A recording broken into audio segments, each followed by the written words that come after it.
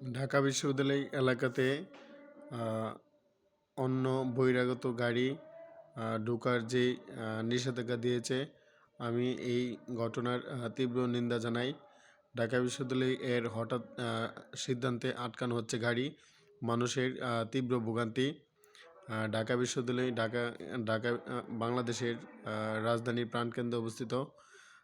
নীলক্ষেত হয়ে অনেক গাড়ি লালবাগ পোস্তার দিকে যায় এবং শাহবাগের মোড়ে গাড়ি আটকানো হলে, রমনাতে গাড়ি আটকানো হলে, নীলক্ষেতে গাড়ি আটকানো হলে, পলাশীর মোড়ে গাড়ি আটকানো হলে, চানকারপুলে গাড়ি আটকানো হলে, বকশীবাজারে গাড়ি আটকানো হলে ঢাকা শহরে একটি তীব্র যানজটের সৃষ্টি হবে। ঢাকা ইউনিভার্সিটি বাংলাদেশের আন্ডারে, সুতরাং ঢাকা বিশ্ববিদ্যালয়ের গাড়ি যে আটকানোর সিদ্ধান্ত নিয়েছে কর্তৃপক্ষ, আমি এই ঘটনার তীব্র নিন্দা জানাই। ঢাকা বিশ্ববিদ্যালয়ের 7টি এলাকাতে তল্লাশি চৌকি বসিয়ে নিরাপত্তা স্বার্থের কথা বলে গাড়ি আটকানোর ফলে ঢাকা শহরে যানজটের দেখা দিচ্ছে। শাহবাগের মোড়ে, নীলক্ষেতের মোড়ে, আজিমপুর মোড়ে, বকশীবাজার মোড়ে, রমনা, এই চানকারপুল, এই জায়গাগুলোতে ঢাকা শহরের ব্যস্ততম জায়গা।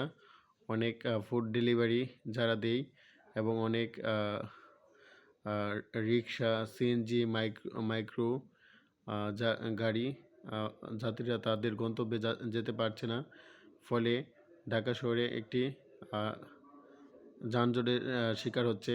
ঢাকা বিশ্ববিদ্যালয় বাংলাদেশের আন্ডারে, ঢাকা বিশ্ববিদ্যালয় বাংলাদেশের কোনো বাইরে নয়।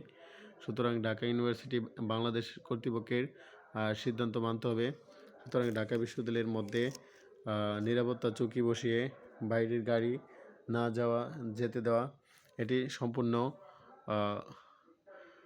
নীতির বহির্ভূত এবং আমি এই ঘটনার তীব্র নিন্দা জানাই।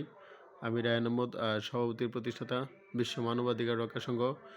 মানুষের যে মৌলিক অধিকার সেগুলো নিয়ে কাজ চালিয়ে যাচ্ছি এবং আমি যখন 2024 সালের ঢাকা ইউনিভার্সিটি বা 2023 সালে ঢাকা বিশ্ববিদ্যালয়ে ছিলাম, ঢাকা বিশ্ববিদ্যালয়ের নীলক্ষেত, পলাশী,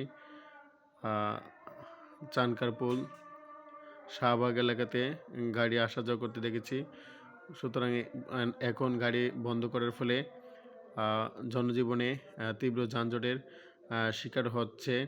সুতরাং আমি এই ঘটনার তীব্র নিন্দা জানাই এবং ঢাকা বিশ্ববিদ্যালয়ে গাড়ি চলাচলের জন্য আমি বাংলাদেশের মাননীয় প্রধান উপদেষ্টা ডক্টর মোহাম্মদ ইউনূসের দৃষ্টি আকর্ষণ করছি।